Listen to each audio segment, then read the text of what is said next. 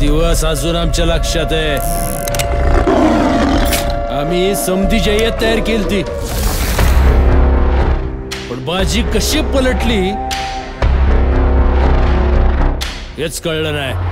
अहो, तुमच्यासाठी आमच्याकडे एक मोठं सरप्राईज पॅकेज आहे.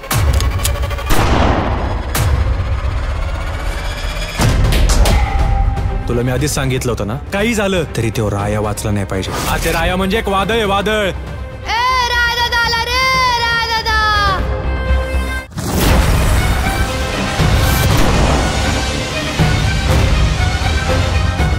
पोलिसाशी ना दोस्ती याची आहे ना दुश्मनी याची आहे. तुम्ही तर दोन्ही पण केलात.